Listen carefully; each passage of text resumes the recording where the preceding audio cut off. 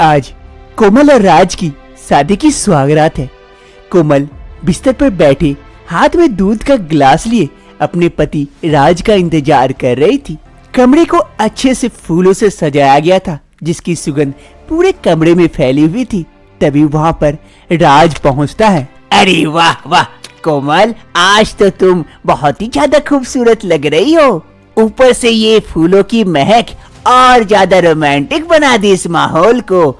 आज हमारी सुहागरात जो है। कोमल थोड़ी सी शर्मा जाती है। बस कीजिए जी, और कितनी तारीफ करेंगे। अरे तुम तो तारीफ के काबिल ही हो। ये लीजिए, आपके लिए दूध लेके आई थी, ये पी लीजिए। अरे मुझे दूध पसंद नहीं है, मुझे दूध से एलर्जी है, इसीलिए मैं नहीं पी सकता हूँ, सॉरी। ऐसे ही कोमल और राज दोनों की मजाक मजाक में रात धीरे धीरे कट जाती है। दूसरी सुबह कोमल जल्दी जल्दी उठकर अपने पति राज के लिए चाय बनाकर लेके आती है और राज को उठाते हुए कहती है, राज राज उठ जाइए, सुबह हो गई है। और देखिए, मैं आपके लिए गर्मा गर्म चाय लेके आई हूँ, ये पी लीजिए, आपका मूड फ्रेश हो जाएगा। लेकिन राज कोई आवाज नहीं देता है। कोमल फिर से कहती है, राज क्या हो गया, उठिए जल्दी से। राज अभी तक नहीं उठता है तो कोमल को थोड़ा सा डाउट होता है। वो राज को हिलाने की कोशिश करती है, तब भी राज कोई रिस्पॉन्स नहीं करता है। अरे राज क्या हो गया आपको? माँ जी कहाँ है, जल्दी आइए, देखिए ना राज उठ नहीं रहे, क्या हो गया इन्हें। कोमल की सास जल्दी जल्दी कोमल की आवाज सुन उस कमरे में आती है। अरे हाँ बहू, क्या हो गया मेरे बेटे को? अरे राज उठ जा बेटा, राज। लेकिन राज उठता नहीं है क्योंकि वो उठ जाता है। अरे भगवान, ये क्या हो गया मेरे राज को? कल ही तो इसकी शादी हुई थी, ये कुलक्किनी आकर मेरे राज को खा गई। अरे कुलक्किनी, हमारे घर से निकल जा, नहीं तो और क्या क्या इस घर में हो जाएगा।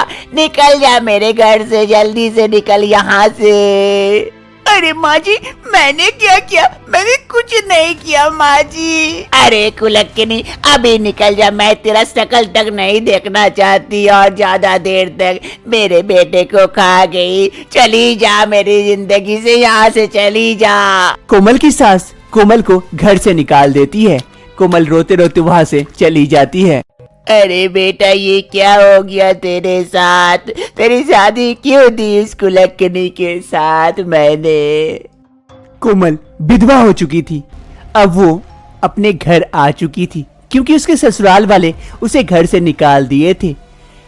अब कोमल इस घर में काफी मायूस रहने लगी थी। कोमल की माँ माधवी कोमल को इस हालत में नहीं देख सकती थी।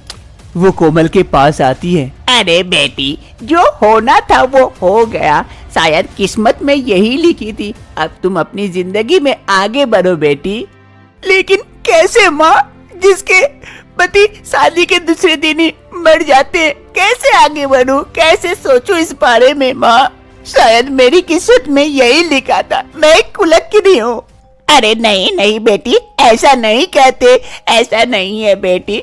कोमल की माँ माधवी कोमल की ऐसी हालत और देख नहीं पाती है। धीरे धीरे समय बीतता है। कोमल की माँ माधवी कोमल की ये दशा और देख नहीं पाती है, इसलिए कोमल के लिए दूसरा रिश्ता बुलाती है। सुमित और उसकी माँ राखी दोनों कोमल को देखने के लिए आए हुए थे।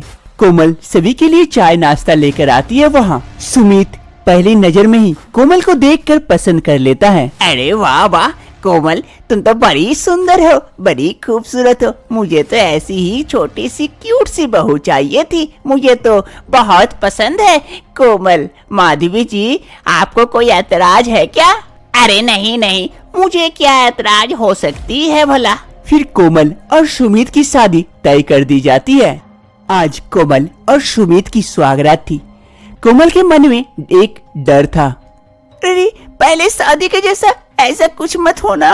कोमल ये सब सोच ही रही थी कि सुमित वहाँ पहुँचता है। अरे कोमल, क्या सोच रही हो? इतनी गंभीर सोच में पड़ी हुई हो। वो कुछ नहीं जी, वो बस आज के बारे में ही सोच रही थी। चलो अच्छा है, आज हमारी सुहागरात जो है। सुमित आकर कोमल के बगल में बिस्तर में बैठता है। रात यूं ही बीत जाती है, दोनों सो जाते हैं। सुबह की पहली किरण के साथ कोमल जल्दी से अपने पति सुमित के लिए चाय बनाकर लेके आती है। सुमित बिस्तर पर सोया हुआ था। कोमल सुमित के नजदीक जाती है और उसे उठाने की कोशिश करती है। सुमित, सुमित उठ जाइए, सुबह हो गई, आपके लिए मैं गर्मा गर्म चाय भी लेके आई हूँ। लेकिन सुमित कोई रिस्पॉन्स नहीं करता है।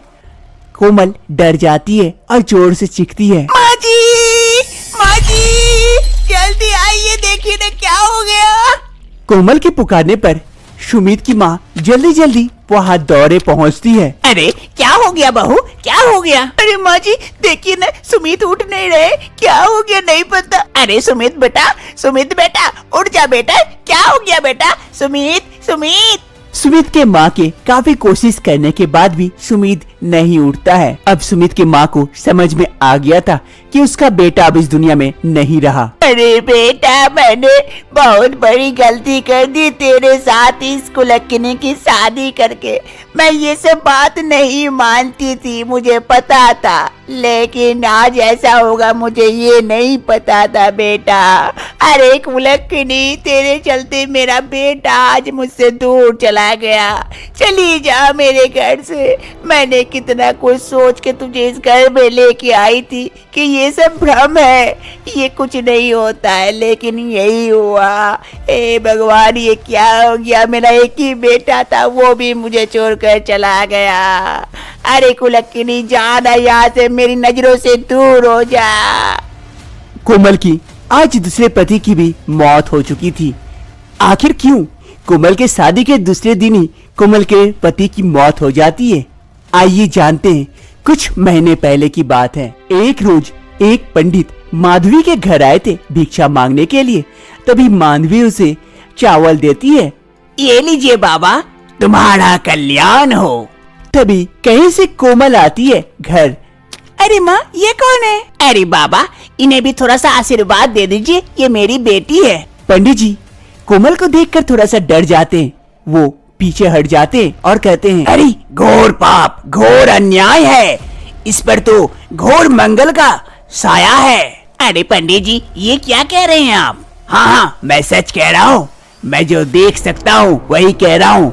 इसके ऊपर घोर मंगल की साया है। जल्दी से मंगल को इससे दूर कराओ, वरना ये कभी सुख शांति से नहीं रह पाएगी। इसके नसीब में जो भी कोई इसके करीब आने की कोशिश करेगा वही इससे दूर हो जाएगा। अरे पंडित जी, ये क्या कह रहे हैं? इससे दूर करने का कोई उपाय बताइए। मेरे आश्रम आ जाना, वहाँ एक पूजा करनी होगी, तभी इस मंगल से छुटकारा मिल सकता है।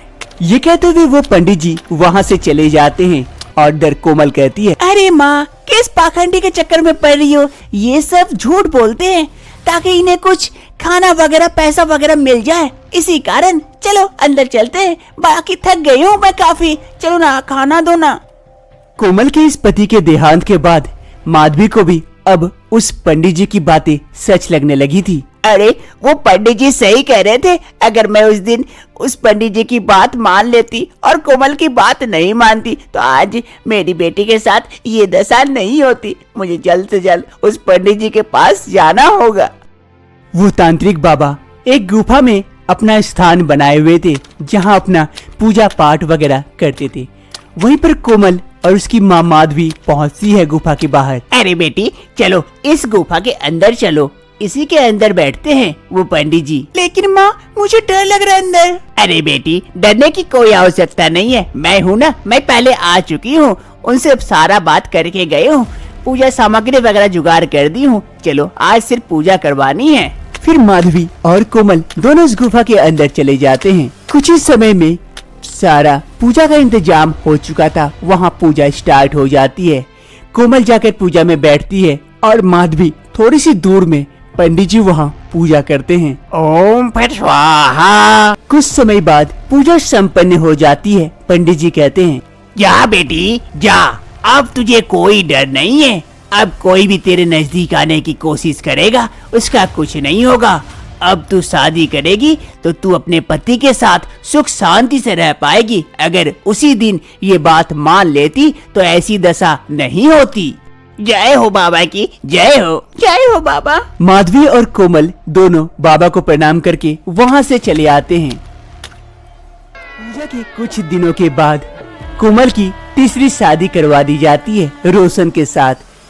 कोमल के मन में एक डर भी था लेकिन एक विश्वास भी थी। कोमल और रोशन की आज शादी की सौगात थी।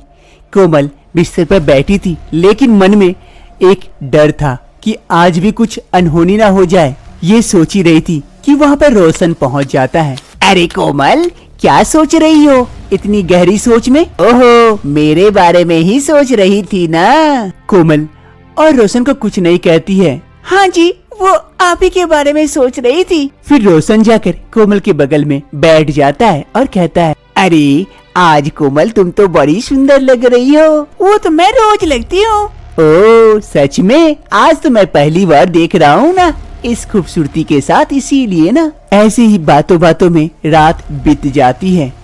दूसरी सुबह रोशन सो रहा होता है, तभी वहाँ पर कोमल पहुँचती है चाय लिए। कोमल के मन में एक डर था, कहीं ये भी तो। अरे आज भी मैं अगर इन्हें उठाने गई और ये अगर नहीं उठे तो क्या होगा? मैं नहीं, ऐसे नहीं उठाऊंगी। कोमल चाय के कप को वहाँ टेबल पर रख देती है और टेबल पर रखा एक गिलास में पानी वो उठाती है और वो पानी रोशन पर छिड़क देती है। रोशन धड़पड़ा के उठता है। अरे क्या हो गया? अरे कोमल, ऐसे कोई उठाता है क्या पानी छिड़क के? अरे वो मैं, बाबा आपकी जय हो, आपने सही कर दिया सब। वो मैं कुछ नहीं, वो पैर फिसल गया इसीलिए पानी आप पे गिर गई, गलती हो गई। खैर छोड़ो, कोई बात नहीं है। वो मैं आपके लिए चाय लेके आई थी। अरे तो इंतजार किस बात की? लाओ पीता हूँ। फिर रोशन कोमल के हाथों से बना हुआ चाय पीने लगता है। कोमल के पति का इस बार कुछ नहीं होता है, उसके सारे मंगल दोष कट चुके थे। अब कोमल और रोशन दोनों खुशी खुशी रहने लगते हैं।